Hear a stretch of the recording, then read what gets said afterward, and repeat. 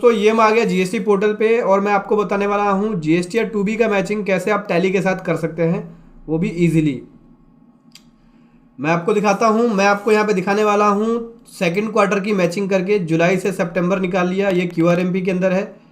आप मंथली भी मैचिंग कर सकते हैं, लेकिन मैं यहाँ पे आपको क्वार्टरली बता रहा हूँ करके। आप चाहें तो इस प्रोसेस का यूज़ करके आप मंथली भी यूज़ कर सकते हैं। सबसे पहले आपको क्या करना होगा, जीएसटी या टू बी डाउनलोड करना होगा। तो मैं यहाँ पे व्यू पे आऊँगा, यहाँ से जीएसटी या टू बी के एक्सेल फॉर्मेट को डाउनलोड कर लेंगे। ये देख सकते हैं, ये है जीएसटी या टू बी क्वार्टरली जुलाई से सितंबर। यहाँ पे डाउनलोड एक्सेल का ऑप्शन मिलता है। इस एक्सेल फाइल को डाउनलोड कर लेंगे। डाउनलोड करने के बाद इसको ओपन कर लेंगे। जैसे कि दोस्तों देख सकते हैं, ये मैंने जीएसटी या टू बी कर लिया है ओपन, जिसके अंदर आईटीसी अवेलेबल है, आईटीसी नॉट अवेलेबल है, बी2बी इनवॉइस है। आपको बी2बी इनवॉइसेस को देखना है, और अगर आपका कोई क्रेडिट नोट रहता है, क्रेडिट नोट की संख्या ज़्यादा है, तो आप क्रेडिट नोट को भी मैचिंग कर सकते हैं, क्रेडिट नोट की भी मैचिंग कर सकते हैं। लेकिन मैं आपको बताऊंगा बी2बी इनवॉइसेस की कैसे मैचिंग करेंगे टैली प्राइम के अंदर जो आपका डाटा पड़ा हुआ है या जो आपने एंट्रियां करी हैं। अभी क्या करना है, यहाँ से पोर्टल को कर देना है लॉग आउट कर देते हैं पोर्टल को, जीएसटी पोर्टल को, और उसके बाद टैली पे आ जाते हैं। देखो टैली के अंदर क्या होता है, एक रिपोर्ट जनरेट होती है। जीएसटी की रिपोर्ट में जब जाएंगे आप डिस्प्ले के बाद जाना है आपको जीएसटी रिपोर्ट में, ओ प्रेस करेंगे, और यहाँ से जीएसटी रिपोर्ट में जाने के बाद जीएसटी या टू का ऑप्शन आता है, इस पर क्लिक करेंगे। इसके अंदर जीएसटीआर 2 ऑटोमेटिक जनरेट होता है आपके एंट्री के बेसिस पे, जो आप परचेज की एंट्री करते हैं। तो मैं इसको क्या कर रहा हूँ, 1 जुलाई 2021 से 30 सितंबर 2021 तक का डाटा ओपन कर लेता हूँ। ठीक है, 1 जुलाई 21 से 30 सितंबर 21 तक का डाटा ओपन कर लिया। ये मेरी इन्वॉइसेस की एंट्री आ चुकी है, देख सकते हैं 19 इन्वॉइस है और एक यहाँ पे क्रेडिट नोट भी है। तो बेसिकली एक क्रेडिट नोट का मैचिंग करना आसान होता है, इजीली कर सकते हैं। ठीक है, बी2बी इनवॉइस की मैचिंग करने में प्रॉब्लम है क्योंकि इनवॉइस ज़्यादा है। अगर आपके पास क्रेडिट नोट भी ज़्यादा होता है तो भी आप इस प्रोसेस को फॉलो कर सकते हैं। चलिए बताता हूँ। उसके बाद क्या करना होगा, उसके बाद यहाँ से आपको एक्सेल में इसको एक्सपोर्ट कर लेना होगा। यहाँ से एक्सेल फाइल मिलती है, एक्सेल फाइल में जाएंगे। ये एक्सपोर्ट कैसे किया मैंने, ऑल्ट ई करके एक्सपोर्ट करना होता है। ई रिटर्न में जाएंगे और एक्सेल को यहाँ से एक्सपोर्ट करेंगे और स्पेसिफाई पाथ लेंगे। स्पेसिफाई पाथ पे ले जाके फाइल को सेव कर देंगे। जैसे कि मैं यहाँ पे अपनी लोकेशंस को लेके सेव कर रहा हूँ। ये मैंने यहाँ पे लोकेशन लेके इस फाइल को सेव कर देता हूँ। इस वाले ऑप्शन को यस कर देंगे, एक्सपोर्ट अनरिकनसाइल इन्वॉइसेस, यस कर दिया। ई वाले बटन पे क्लिक करेंगे तो एक्सेल में जो इन्वॉइसेस की डिटेल्स है उसको ये एक्सपोर्ट कर देगा।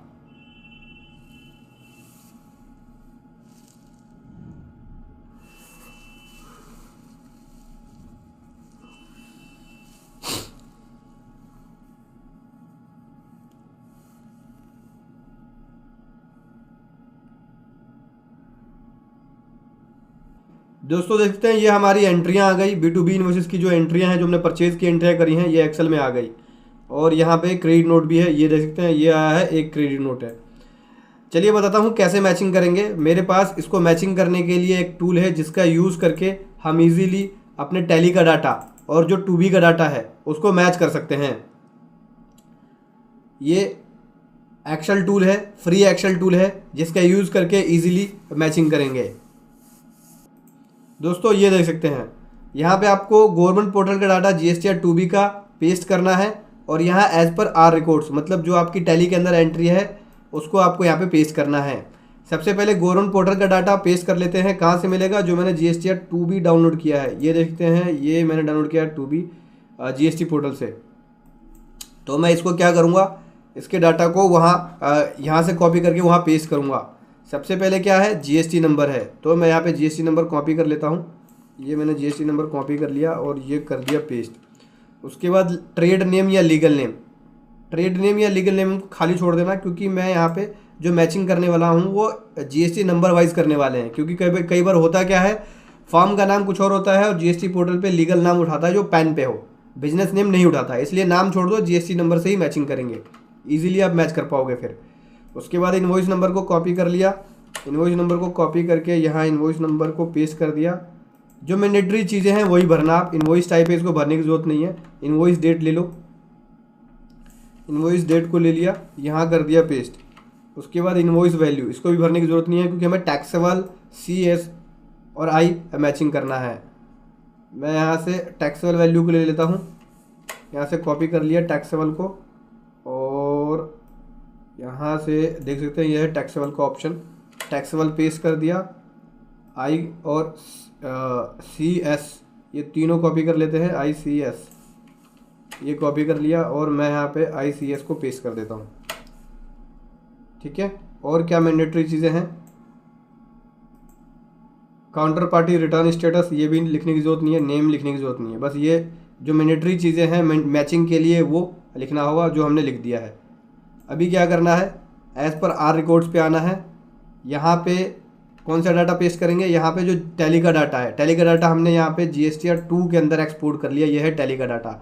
इसमें भी सबसे पहले GST नंबर कॉपी कर लेते हैं, ये है GST नंबर, मैं यहाँ पे GST नंबर कर देता हूँ पेस्ट। ठीक है, यहाँ पे माई क्लाइंट नेम पूछ रहा है, इसको खाली छोड़ दो क्योंकि नेम वाइज मैचिंग करने में प्रॉब्लम होती है। GST नंबर वाइज कर लेंगे क्योंकि GST पोर्टल पे नाम कुछ और होता है और बिजनेस नेम कुछ और होता है टैली के अंदर हमारे, तो नेम को छोड़ देना, GST नंबर वाइज मैचिंग करना। अभी नेम ऑफ सप्लायर इसको भी छोड़ दो, इन्वॉइस नंबर पूछ रहा है, तो इन्वॉइस नंबर यहाँ से कॉपी किया हमने और इन्वॉइस नंबर यहाँ कर दिया पेस्ट। टैक्सेबल वैल्यू ICS, तो टैक्सेबल वैल्यू ये टैक्सेबल वैल्यू टैक्सेबल ICS यहाँ से पेस्ट कर देता हूँ मैं, टैक्सेबल ICS। अब इन्वॉइस डेट पूछ रहा है, तो इन्वॉइस डेट यहाँ पे ये देख सकते हैं, ये है इन्वॉइस डेट, बस इसको कॉपी करना है और ये कर देना है पेस्ट। ठीक है, सारी डिटेल भरने की ज़रूरत नहीं है, मैचिंग के लिए इतना सफिशेंट है, आराम से आप मैचिंग कर पाएंगे। अब क्या करना है दोस्तों, यहाँ पे इंस्ट्रक्शन वाले शीट पे आना है और यहाँ पे रिकन्सिलेशन का बटन दिखता है कि आप इस पर क्लिक करेंगे तो ये रिकन्सिलेशन शुरू कर देगा। इस वाले बटन पे क्लिक करेंगे, चलिए रिकन्सिलेशन करते हैं।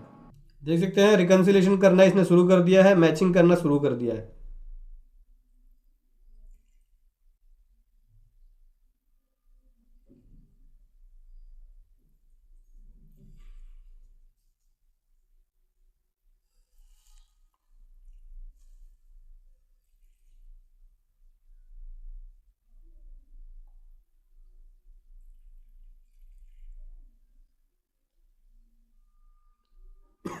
थोड़ा सा टाइम लेगा दोस्तों, आपको इंतज़ार करना होगा। डाटा हैवी होगा, जितना डाटा ज़्यादा हैवी होगा उतना ही ज़्यादा टाइम लेगा, तो आपको बस इंतज़ार करना होगा, ये अपने आप ही मैचिंग करके आपको बताएगा।